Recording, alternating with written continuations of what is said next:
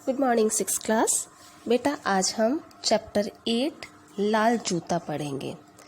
इस कहानी में बेटा बताया गया है कि हमें अहंकार और स्वार्थ से दूर रहकर अपने कर्तव्य का पालन करना चाहिए। ठीक है, और इस कहानी के लेखक हैं शंभू प्रसाद श्रीवास्तव। तो कहानी शुरू करते हैं। Chapter 8 page number 68। लाल जूता बोलता बहुत था। जब वह चलता तो उसकी चरमराहट सुनकर लोग समझ जाते कि लाल जूता आ रहा है। शैतानी भी उसमें कूट कूट कर भरी हुई थी। उसे किसी के पांवों के तलवे चाटना बिल्कुल पसंद नहीं था।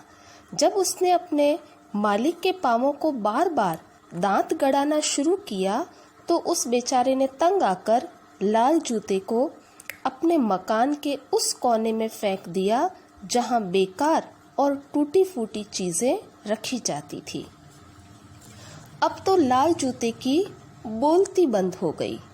उसने कभी सपने में भी नहीं सोचा था कि उसे किसी कबाड़ खाने में पड़े पड़े सड़ना होगा। एक दिन वह गुमसुम होकर न जाने किन विचारों में खोया हुआ था कि उसके पास पड़ी हुई टूटी कुर्सी बोल पड़ी। अब इस कहानी में बेटा एक लाल जूते का जो कैरेक्टर है वो बोलता बहुत सा, जैसे चलने की आवाज़ से चर चर की जो आवाज़ें आती है वो उसके पैरों से ज़्यादा आती थी।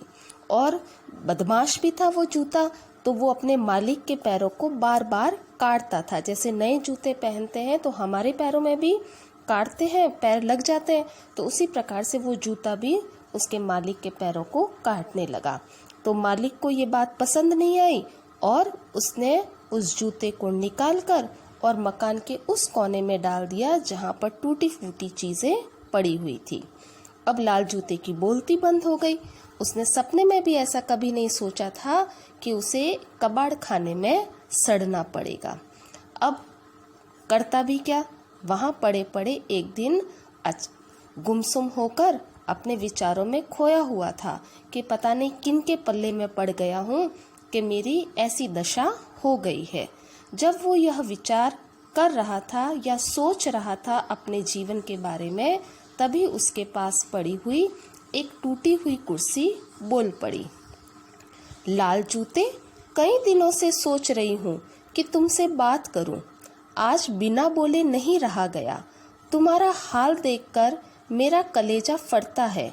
मैं तो लंगड़ी हूँ, किसी काम के लायक नहीं रह गई हूँ, मगर तुम तो अच्छे भले, हट्टे कट्टे और देखने में सुंदर हो। तुम यहाँ कैसे आ गए? यह जगह तो मुझ जैसी टूटी फूटी और बूढ़ी चीजों का आश्रम है। कुर्सी ने उसे बोला कि तुम यहाँ कैसे आ गए? मैं तो टूटी हुई हूँ, तो मेरा तो पता है कि मुझे तो कबाड़ खाने में रहना है, लेकिन तुम तो अच्छे भले दिखने वाले हो, हट्टे कट्टे और सुंदर भी दिख रहे हो, तो तुम यहाँ कैसे आ गए? टूटी कुर्सी की ढाढ़स भरी बातें सुनकर लाल जूता बोला, दादी, तुमने जिंदगी भर दूसरों की सेवा की, सबको आराम पहुंचाया, मगर जब तुम्हारी टांग टूट गई तो तुम्हें यहाँ लाकर फेंक दिया गया। जब मतलबी लोगों की सेवा करने का यही इनाम मिलने वाला है तो क्यों बेकार जिंदगी बर्बाद की जाए? मैंने अक्ल से काम लिया और पहले ही बेकार चीजों में नाम लिखाकर यहाँ चला आया। मैं खानदानी जूता हूँ। मेरे बाप दादे राजाओं और नवाबों के यहाँ बड़ी इज्जत पा चुके हैं। मेरी किस्मत खराब है जो मैं मामूली किस्म के लोगों के पल्ले पड़ गया। टूटी कुर्सी यह सुनकर अवाक होकर लाल जूते का मुंह ताकने लगी। अवाक यानी आश्चर्यचकित होकर लाल जूते को मुंह ताकने लगी। उसने उस चालाक और घमंडी जूते से कहा, यहाँ तुम नहीं रह सकोगे, 2-4 दिनों में तुम्हारा दम घुटने लगेगा। लाल जूता बोला, जो होगा देखा जाएगा। रोज की भागदौड़ और हड्डी तोड़ मेहनत से तो जान बचेगी, मुझे इसी में संतोष है। वो बेचारा जो जूता था वो काम नहीं करना चाहता था, तो उसने कहा कि रोज की जो भाग दौड़ है, जो मालिक मुझे पहन के चलता रहता है दिन भर, उस भाग दौड़ से मैं बच जाऊंगा, तो मैं तो यहाँ रहने ही देता हूँ। कई सप्ताह बीत गए। एक दिन एक चूहिया कहीं से आई। लाल जूता गहरी नींद में सो रहा था। चूहिया ने डरते डरते उसे धीरे से झकझोर कर जगाया। इससे पहले कि लाल जूता उस पर बरस पड़ता, चूहिया गिड़गिड़ा कर बोली, बड़े भैया माफ करो, मैंने तुम्हारी नींद खराब कर दी। मैं तुम्हारे पास एक फरियाद लेकर आई हूँ। एक मोटी काली बिल्ली हाथ धोकर मेरे पीछे पड़ी है। अगर तुम कुछ दिनों तक अपनी छत्र छाया में रहने दो तो मैं तुम्हारा उपकार कभी नहीं भूलूंगी। लाल जूते ने बिगड़ कर कहा, भाग जा यहाँ से, इन फालतू झंझटों को मोल लेने के लिए मैं ही रह गया हूँ क्या? चूहिया मुंह लटकाए लौट गई। टूटी कुर्सी चुपचाप सारा तमाशा देख रही थी। उसे लाल जूते का यह भद्दा और रूखा बर्ताव अच्छा नहीं लगा।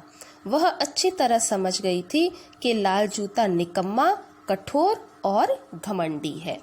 तो क्या हुआ, वो तो काम चोर तो था ही था, क्योंकि उसे मालिक का काम नहीं करना था, उसको चलना नहीं था, इसलिए वो वहाँ कबाड़ खाने में भी पड़ा रह गया। अब काफी दिनों के बाद एक चूहिया वहाँ आती है जो बिल्ली से डरी हुई होती है।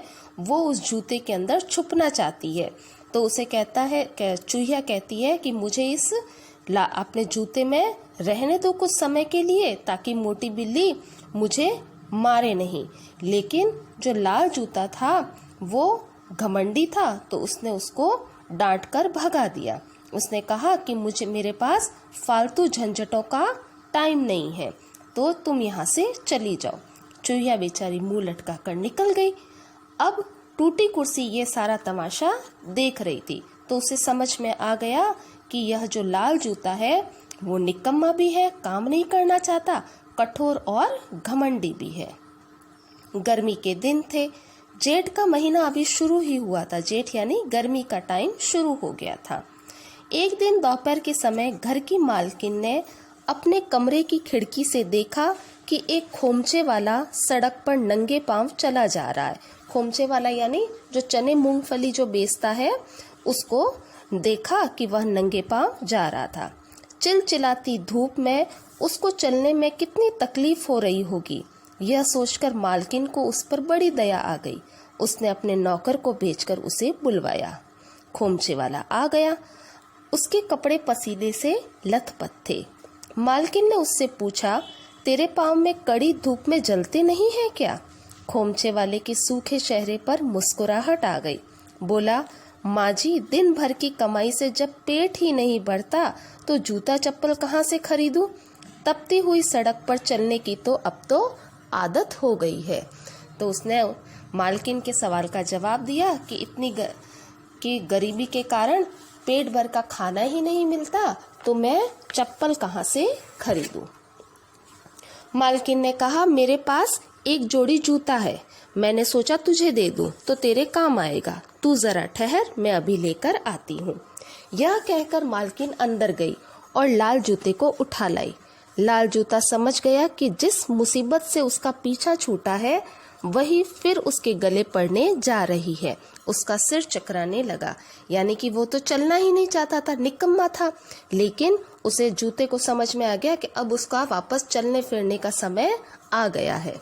खोमचे वाला कीमती और मजबूत जूता पाकर बहुत खुश हुआ। उसने झट उसे पहन लिया और मालकिन को बार बार धन्यवाद देता हुआ चला गया। दिन भर लाल जूता गली सड़कों के चक्कर लगाता रहा। वह रह रहकर दांत पीसता और खून के घूंट पीकर रह जाता। कई बार उसने खोमचे वाले के पांव को काट खाने की भी कोशिश की, मगर वे इतने कड़े थे कि उसकी दाढ़ नहीं गलने पाई।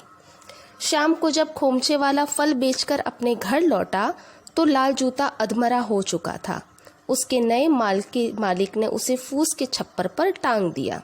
सारी रात लाल जूते को नींद नहीं आई।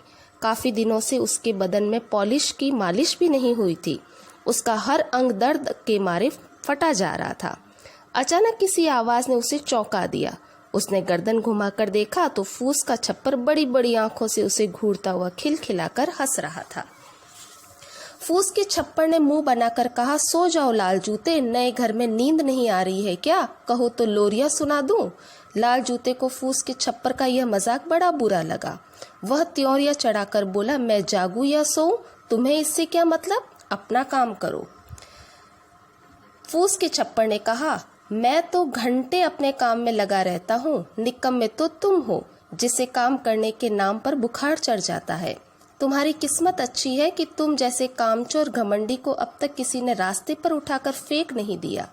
लाल जूता आपे से बाहर हो गया, बोला, अरे ओ सड़े गले फूस के छप्पर, मैं कोई कूड़ा करकट नहीं हूँ जिसे सड़क पर फेंक दिया जाएगा।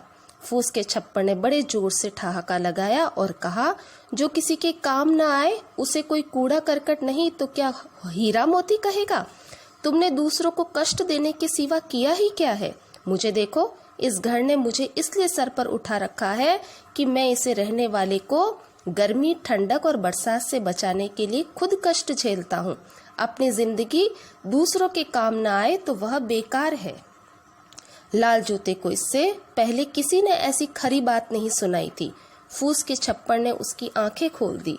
उसे अपनी गलती समझ में आ गई। वह अपनी पिछली करतूतों पर मन ही मन पछताने लगा। सवेरा होने पर जब खोमचे वाला लाल जूते को पहनकर चलने के लिए तैयार हुआ तो फूस का छप्पर उसे देखकर मुस्कुराया। अब वह बिल्कुल बदल चुका था। उस दिन के बाद जब तक लाल जूते में चलने फिरने की ताकत रही, वह अपने मालिक की सेवा करता रहा। जब खोमचे वाले ने उसे बेकार समझकर सड़क पर फेंक दिया, तब उसे एक मोची उठा ले गया। मोची ने अपनी दुकान पर ले जाकर लाल जूते के सही सलामत भागों को काट कर रख लिया और उनसे पुराने जूतों की मरम्मत की। टुकड़े टुकड़े हो जाने पर भी लाल जूता दूसरे जूतों की वही सीख देता रहा जो उसे काफी देर से मिली थी। तो ये बेटा कहानी है कि हमें निकम्मा न रहकर हमेशा दूसरों की भी सहायता करनी चाहिए और स्वयं भी काम को करते रहना चाहिए।